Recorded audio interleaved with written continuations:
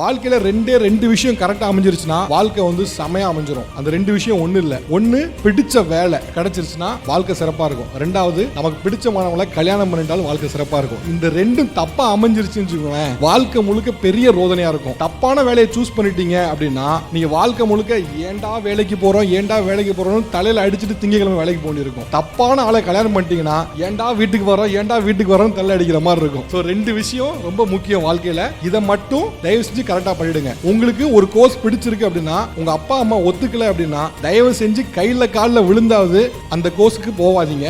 நீங்க பிடிச்ச கோர்ஸை சூஸ் பண்ணிக்கங்க. பெற்றோர்களும் அதை புரிஞ்சுக்கங்க. என்னோட பையனுக்கும் பொண்ணுக்கும் ஏன் இது பிடிச்சிருக்கு அப்படிங்கிறத கொஞ்சம் புரிஞ்சுக்க ட்ரை பண்ணுங்க. பொருளாதார சப்போர்ட் பண்ணுச்சுன்னா தயவு செஞ்சு உங்க பிள்ளைகள் என்ன நினைக்கிறாங்களோ அதை படிக்க வைங்க. ஏன்னா நீங்க பிடிக்காத ஒரு விஷயத்தை கொடுத்து அவன் வாழ்க்கை முழுக்க நான் ஏன்டா இந்த வேலைக்கு போறேன்னு திங்கக்கிழமை மண்டையில அடிச்சுட்டு வேலைக்கு போறதுக்கு பதிலா பிடிச்ச படிப்பை படிச்சு பிடிச்ச வேலைக்கு போயிட்டானா திங்கக்கிழமை சந்தோஷமா வேலைக்கு போவான். உங்க பையன் உங்க பொண்ணு திங்கக்கிழமை மண்டையில அடிச்சுட்டு வேலைக்கு போகணுமா அல்லது சந்தோஷமா வேலைக்கு போகணுமாங்கிறது உங்களோட கையில இருக்கு.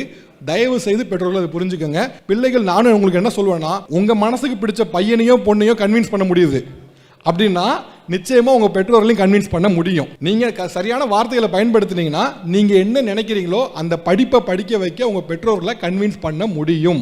அதை நீங்க முழுமையாக நம்புங்க. தப்பான இன்ட்ரெஸ்டே இல்லாத ஒரு படிப்பை படிச்சுட்டு ஏண்டா வேலைக்கு போறோன்னு தயவு செஞ்சு ஃபீல் பண்ற நிலைமைக்கு வந்துடாதீங்க. எனக்கு அந்த வகையில ரெண்டு வகையிலும் ஹாப்பி. நான் நினைச்ச வேலையை தான் பார்க்குறேன். நான் நினைச்ச பெண்ணை தான் திருமணம் பண்ணேன். அதனால நான் ரெண்டு வகையில எனக்கு வாழ்க்கையில திருப்தியா தான் இருக்கேன். அந்த சந்தோஷம் நீங்களும் அடையணும் அப்படின்னு நினைக்கிறேன். ரைட்.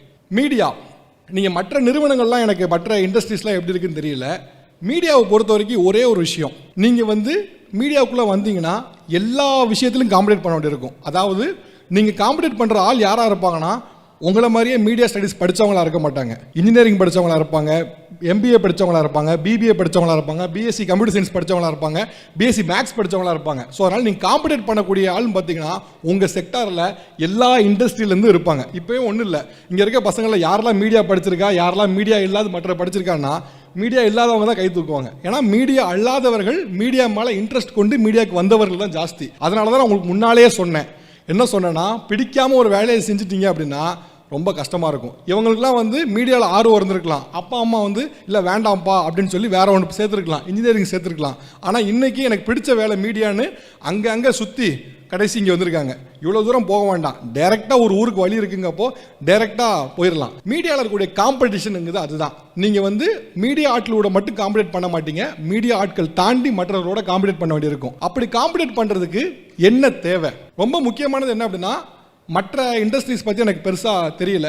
மீடியாவை பொறுத்த வரைக்கும் நீங்கள் 90% மார்க் வாங்கியிருந்தாலும் கூட உங்களுக்கு வேலையெல்லாம் ரெடியாலாம் இருக்காது. பாஸ் வாங்க 90% மார்க் வாங்கிட்டீங்க, உங்களுக்கு தாங்க வேலை ஆர்டர் அப்படின்னு யாரும் கொடுக்க மாட்டாங்க.